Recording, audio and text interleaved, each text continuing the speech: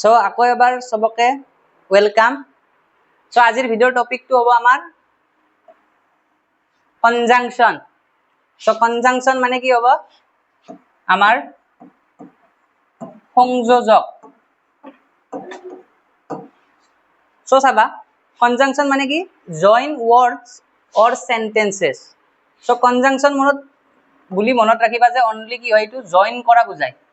Conjunction means only join কৰা শব্দ। চাবা উদাহৰণ দিম, যেনেকুৱা উদাহৰণ example, Ram and Hori went to Delhi.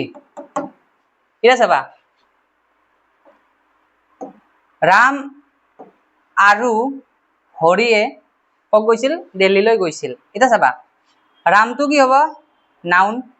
হৰিটো কি হ'ব? নাউন। আৰু যদি কিয় নাউন হ'ল বুজিব লাগে, আমাৰ ফাৰ্ষ্ট ভিডিওটো চাবা নাউনৰ।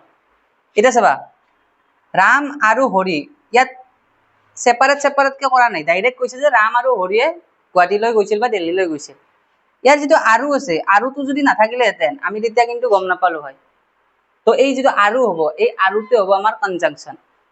আৰুটো কি কৰিছে? যোগ কৰি দিছে, লগ কৰি দিছে। তো আৰু এটা উদাহৰণ দিছো, ভালকৈ বুজি পাবা। ধৰি লোৱা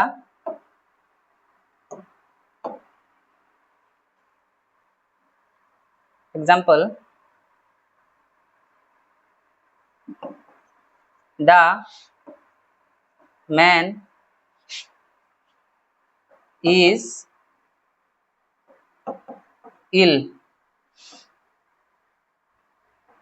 So ধৰি লোৱা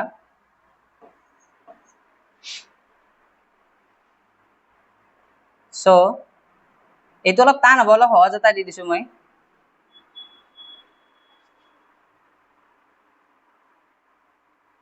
ধৰি লোৱা এটা সেন্টেন্স দিছো, শব্দ দিছো, ধৰি লোৱা বুক অৰ পেন। এটা চাবা কিয়? বিকজ ৱৰ্ডো জইন কৰে কনজাংশনে। এটা চাবা ইয়াতে যিটো বুক অৰ পেন দিয়া আছে, অৰ্থাৎ বুক নাইবা পেন, অৰ্থাৎ এই যিটো নাইবা আছে অৰটো কি বুজাইছে? এই দুটাক জইন কৰি দিছে। সো দ্যাটস ওয়াই এইটো কি হ'ব? আমাৰ কনজাংশন হ'ব। সো কনজাংশন মানে মনত ৰাখিলে হ'ল অনলি জইনিং ওয়াৰ্ড বুজায়, দুটা বাক্য বা দুটা শব্দক একলগ কৰে। তো থ্যাংক ইউ।